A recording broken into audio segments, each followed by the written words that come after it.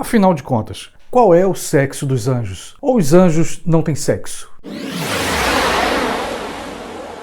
Olá pessoal, olha só. Todo mundo sabe que uma das fases mais belas das crianças é quando elas começam a fazer perguntas. Papai, como é que foi que eu nasci? Mamãe, para onde eu vou depois da morte? Será que quando a gente está crescendo não perde um pouco dessa curiosidade? Será que a ciência não é um pouco criança? Ela vive das perguntas? Será que muitas vezes as próprias perguntas não são mais importantes do que as respostas? E por falar em pergunta, essa que eu fiz no início do vídeo sobre o sexo dos anjos, muita gente já fez essa pergunta em tom de brincadeira, outros em tom sério. E é claro, também não ter medo se não existirem respostas. No meu ponto de vista, todas as perguntas são interessantes. Por mais boba que possa parecer, aquela pergunta pode levar a outras perguntas e a pergunta simples pode ir levando a perguntas mais complexas. A Bíblia Sagrada, por exemplo, que é o livro sagrado do cristianismo, se você for ler de forma literal, você começa a fazer perguntas também literais. Por exemplo, quando alguém me dizia,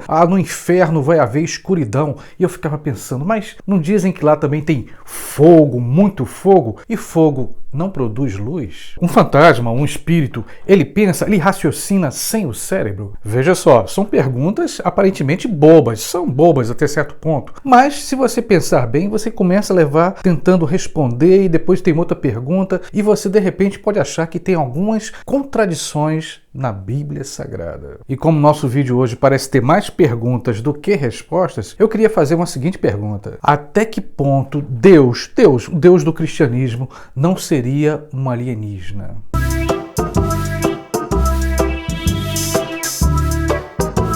Mas antes de comentar essa pergunta, eu queria te mostrar aqui dois textos. Primeiro, o texto sagrado, a Bíblia, né? Essa minha Bíblia aqui, velhinha, mas de vez em quando eu dou uma lida nela. E um outro texto aí, não um texto sagrado, um texto apócrifo, que seria de Carl Sagan, um dos mais importantes astrônomos do século XX. Esse livro é extremamente interessante. Esse autor é um cara que fala com muita bagagem teórica na área dele e também em outras áreas, filosofia, história, antropologia. É um cara de um grande conhecimento. Mas por qual motivo eu estou colocando aqui diante de você esses dois livros, um texto sagrado e um livro escrito por um astrônomo? Porque, de certa forma, a essência dos dois se contrapõe.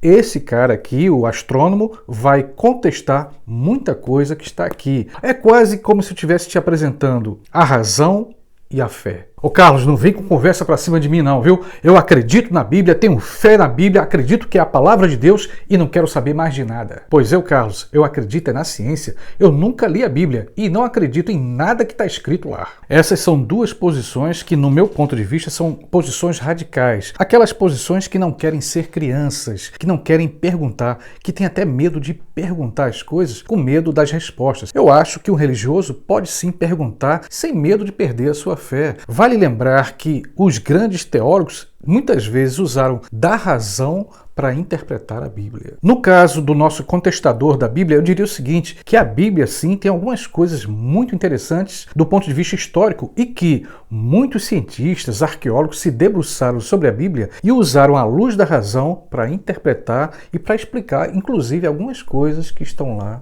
na Bíblia. Quando eu faço a pergunta, Deus seria um alienígena? Eu posso ser apedrejado por alguns e ser lançado na fogueira por outros. Na verdade, eu estou tentando colocar de frente um para o outro aquele que acredita em ETs, em alienígenas, e aquele que acredita em Deus. Está em jogo a fé de ambos. Mas a fé não pode ser cega. O cristão, aquele que tem fé, não pode ter medo de perguntar por medo de perder a fé. E aqueles que não acreditam em Deus também não podem temer de perguntar, de ler a Bíblia, de ler outros textos sagrados com receio de perder a sua razão. Se eu fosse responder a mim mesmo essa pergunta que eu fiz, que Deus seria um alienígena, primeiro eu perguntaria, e Deus existe? Segundo, alienígenas existem? Se os anjos existem, é possível. Se os anjos têm sexo, é possível. Se os anjos fazem sexo? Talvez seja possível também. Se existem extraterrestres, alienígenas, e se eles já estão aqui entre nós, habitando entre nós, ou vieram aqui na Terra no passado,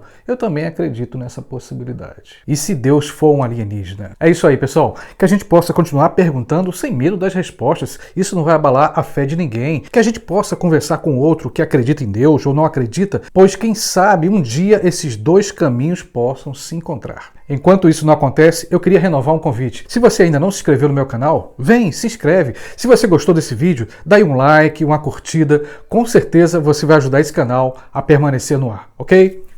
Beijão e até o próximo vídeo.